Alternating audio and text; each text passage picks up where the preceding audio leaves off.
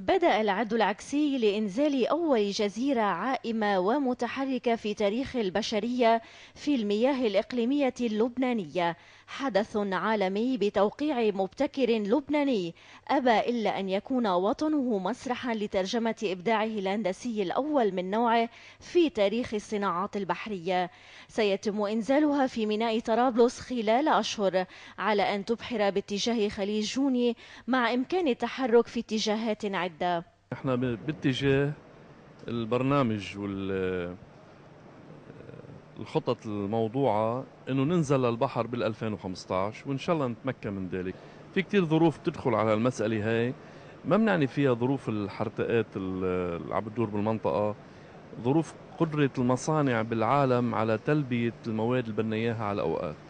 هي سابقة الصناعات البحرية بالعالم بالحد الادنى 10 سنوات، سواء بالمواد المركبة الفايبر جلاس وتوابعها أو بالستيل ستراكشر إنشاءات الحديدية المعدنية، سابقين العالم كتير، وهذا شيء ملموس ما بده مين يحكي عليه.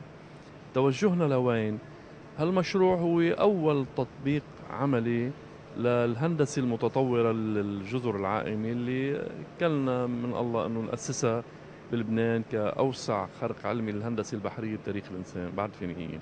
تبلغ مساحة الجزيرة 3600 متر مربع، ومجموع البناء والطوابق 13,000 متر، كناية عن فندق 5 نجوم تضم مطعما وعشرات الغرف وصالة للحفلات وملهى ليليا وحوض سباحة، وتتيح للرواد ممارسة أنشطة رياضية بحرية متنوعة.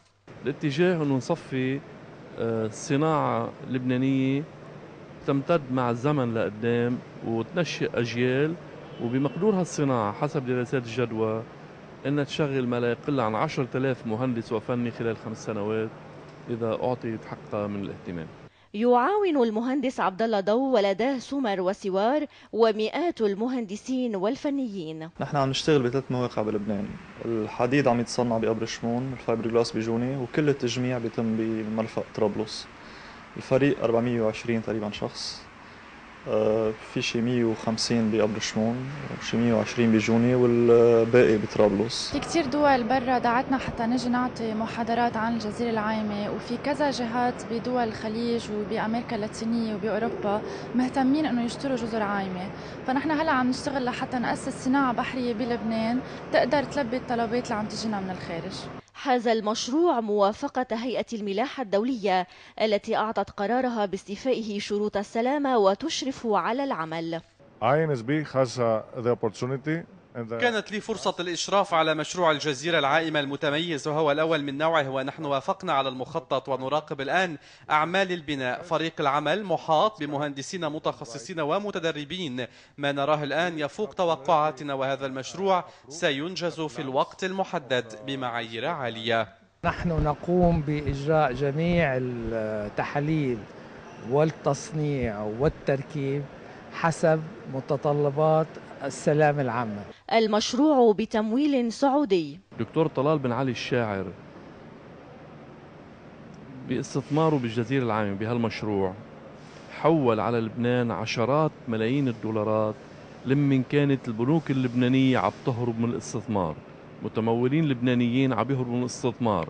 اختراع غير وجهة استعمال البحر، واقتضى 15 سنة من الدراسة والأبحاث لبناء الهيكل العلمي وتفكيك المعضلات الهندسية. من لبنان انطلقت أول سفينة فينيقية، ومن لبنان أيضا سيبهر دكتور عبدالله ضو العالم باختراعه بتنفيذ أول جزيرة عائمة متحركة في تاريخ البشرية بمقاييس الملاحة الدولية. من أحد مواقع العمل، مارون بطرس، نوال الأشقر، تلفزيون لبنان.